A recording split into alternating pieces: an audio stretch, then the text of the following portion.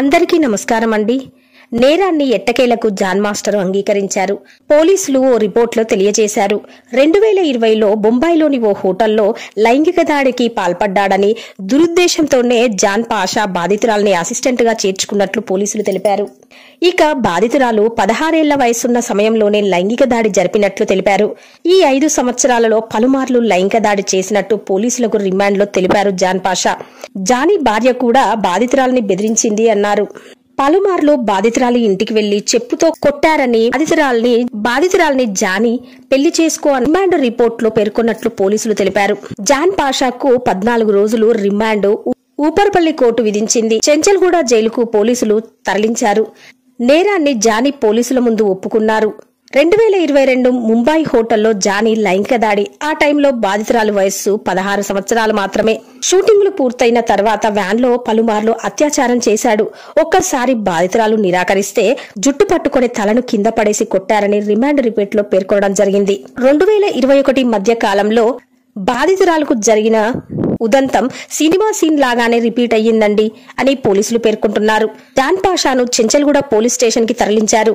అయితే John Pasha lawyer మాట్లాడుతూ bail కు సంబంధించిన పత్రాలు రెడీ అయ్యాయి. దానికి సంబంధించిన పత్రాలను రేపు కోర్టులో దాఖలు చేస్తున్నానని జాన్ పాషా న్యాయవాది తెలిపారు. జాన్ పాషా భార్య మాత్రం ఇదంతా ఒక పథకం ప్రకారం చేస్తున్నారని, ఇన్ని రోజులు లేనిది ఇప్పుడే ఎందుకు వచ్చింది, ఇండస్ట్రీలో నా భర్త ఎదుగుతున్నాడని, ఆ ఎదుగుదలను ఆపడానికే ఇదంతా చేస్తున్నారని జాన్ పాషా భార్య సుమలత అంటున్నారు. నేరాన్ని అంగీకరించిన కారణంగా పోలీసులు రిమాండ్ లో ఉంచడం జరిగింది. అక్టోబర్ 3 లోపు రిమాండ్ ముగియనుంది. 3 సెక్షన్ల కింద. అంతేకాక 16 ఏళ్లలోపు ఉన్న అమ్మాయిపై అత్యాచారం చేయడం వల్ల 20 సంవత్సరాల వరకు కారాగారం, అంతేకాక యావజ్జీవ కారాగార శిక్ష పడే అవకాశం కూడా ఉందండి. ఏదేమైనా జాన్ పాషా చుట్టూ ఉచ్చు మాత్రం బిగుసుకుంది. 40 పేజీలు బాధితురాలు పడ్డ బాధలనన్నీ పోలీసుల ముందుంచడం జరిగింది. అంతేకాక లవ్ జిహాద్ అనే అంశం కూడా వెలుగులోనికి రావడం హిందూ సంఘాలు, రాజకీయ నాయకులు కోపాన్ని వ్యక్తం చేస్తున్నారు. జానీ నేరాన్ని ఒప్పుకున్న కారణంగా పోలీసులు ఈ కేసుపై దృష్టి మాత్రం పెట్టడం జరిగింది.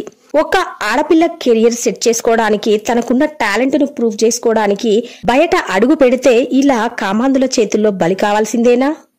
ఇంకా ఎంతమంది ఆడపిల్లలను ఇలా బలి చేసుకోవాలి? ఇలా కెరియర్ సెట్ చేసుకోవడం కంటే 4 ఇళ్లలో గిన్నెలు గడిగి బతకడం మేలనిపిస్తుంది.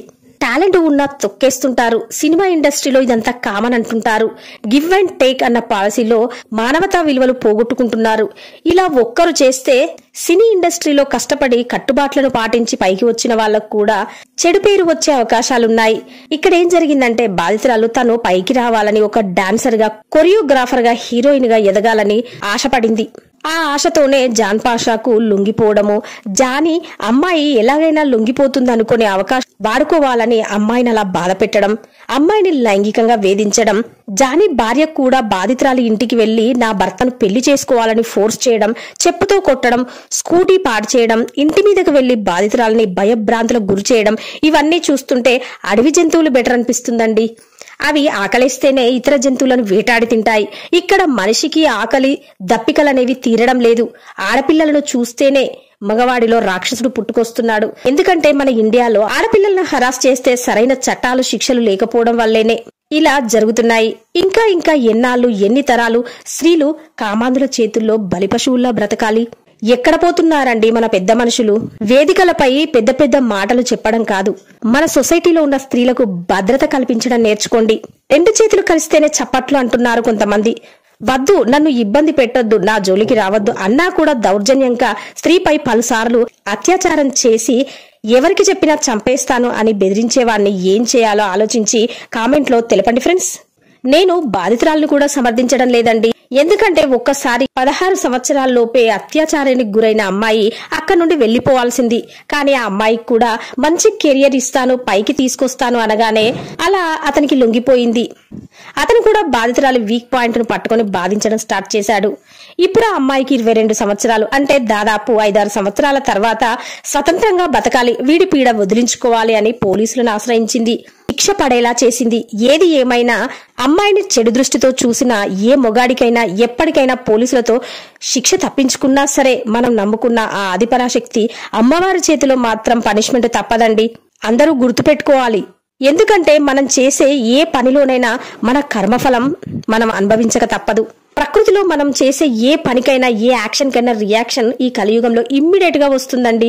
గుర్తుపెట్టుకోవాలి. మరి మనందరం మంచి చేస్తే ఆ మంచే మనకు తోడుగా మనకు మన ఫ్యామిలీకి ఉంటుంది. మనం చెడు చేస్తే ఆ పాపం మనకు మన ఫ్యామిలీకి పట్టుకుంటుంది. మర్చిపోకూడదు. ఏమంటారు? జానీ మాస్టర్ నిజాలు ఒప్పుకున్న కారణంగా కోర్టు విచారణలో ఎలాంటి తీర్పు వస్తుందో మనందరం వేచి చూడాల్సిందే. ఉంటాను మరి.